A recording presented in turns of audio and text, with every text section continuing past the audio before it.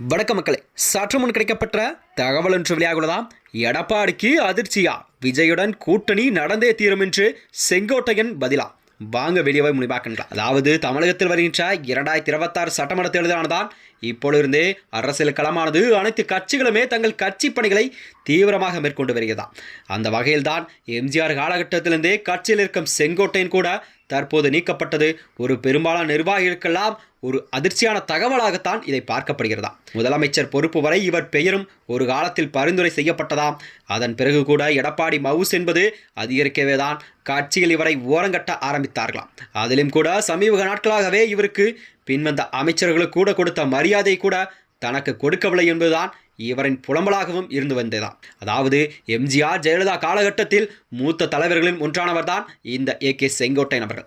செங்கோட்டையனை பொறுத்தவரை, அதாவது கொங்கு மண்டலத்தை பொறுத்தவரை செங்கோட்டையனின் வாக்கு சதவீதம் மதிப்பு என்பது அவருக்கு மிகுந்த பலமாகத்தான் அதிமுகவில் காணப்பட்டதாம்.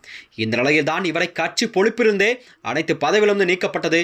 எடப்பாடி அவர்கள் உத்தரவு ஒன்றை பிறப்பித்துள்ளார். இந்த நிலையில் தான் அதிமுகவிலே பிரிந்து சென்றவர்களை மீண்டும் இணைக்கும் பணியில் செங்கோட்டையன் இறங்கியதாகவும் அரசியல் வட்டாரத்தில் பேசப்படுகிறது. இந்த நிலையில்தான் நாளடைவில் எடப்பாடி அவர்கள் சரியப்பட்டு வர மாட்டார் என எண்ணி ஓபிஎஸ், சசிகலா, டிடிவி தினகரன் உள்ளிட்டவர்களை கூட்டணியில் இணைக்க வேண்டும் என்ற அதாவது குரல் ஓங்க ஆரம்பித்ததாம். அனைவருமே ஒரு வரிசையில் இருக்க இவர் மட்டும் தனித்து நிற்கும் போது எடப்பாடி அவர்கள் கட்சிக்குள் வைத்திருப்பது சாத்தியமற்ற ஒன்றுதான். அந்த வகையில்தான் செங்கோட்டையனை அனைத்து பதவியிலிருந்தே நீக்கி உத்தரவு ஒன்றை பிறப்பித்தார் எடப்பாடியார். இதன் பிறகுதான் பாஜக எடப்பாடி மீது கோபமடைந்தது ஒரு பக்கம் இருந்தாலும் அதிமுகவின் முக்கிய தலைகளில் அனைவரும் பிரிந்து செல்வதை கட்சிக்கு நல்லதல்ல என அறிவுரை சொல்ல ஆரம்பித்ததாம். அதேபோலதான் கட்சியிலிருந்து வெளியானவர்களை கண்டிப்பாக பேச முன் வந்தது. அப்படியே செங்கோட்டையனை அழைத்து பல நிபந்தனைகள் எல்லாம் பாஜக போட்டதாகவும் தகவல் வெளியானது. இதிலேயே தான் செங்கோட்டையன் கேட்டபோது அவர் கூறியதாவது, எனக்கு யாரும் எந்த ஒரு நிபந்தனையும் போடவில்லை. ஒருமுறை அதிமுக சார்பாக எனக்கு அழைப்பு வந்ததுதான். சென்று அமித்ஷாவை சந்தித்தேன். மற்றொரு முறை நானாகத்தான் சென்று சந்தித்தேன். நாங்கள் என்ன பேசினோம் என்றெல்லாம் பேட்டியில் கூறினால் அது கண்டிப்பாக அரசியல் நாகரிகமாக இருக்காது என்று அவர் கூறினார். கூடிய விரைவில் கண்டிப்பாக ஒருங்கிணைந்த அதிமுக உருவாகும் என கூறினார். மேற்கொண்டு அதிமுகவில் இணைவீர்களா என்று கேட்டதற்கு கட்சி மேலிடம்தான் அதை கண்டிப்பாக முடிவெடுக்கும் என்று செங்கோட்டையன் அவர்கள் தெரிவித்திருந்தாராம்.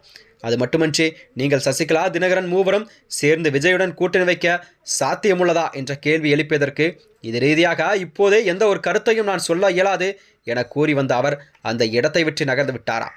அதிமுக பாஜக தரப்பிலிருந்து எந்த ஒரு எதிர்ப்பதிலும் இல்லாத போதுதான் கண்டிப்பாக விஜய் பக்கம் இவர்கள் திரும்ப அதிக வாய்ப்புள்ளதாகவும் அரசியல் வட்டாரத்தில் பேசப்படுகிறதா. 2026 சட்டமன்ற தேர்தலில் அதாவது செங்கோட்டையன், சசிகலா, ஓபிஎஸ் ஆகியோரெல்லாம் அதாவது தமிழக வெற்றி கழகத்துடன் கண்டிப்பாக இணைப்பார்களா என்ற நிலையில்தான் மக்களிடம் ஒரு கேள்விக்குறியாகவே இருந்து வருகிறது. மேலும் இது போன்ற வீடியோக்களை தெரிந்து கொள்ள நமது சேனலை மறக்காமல் சப்ஸ்கிரைப் செய்து கொள்ளும். நன்றி, வணக்கம்.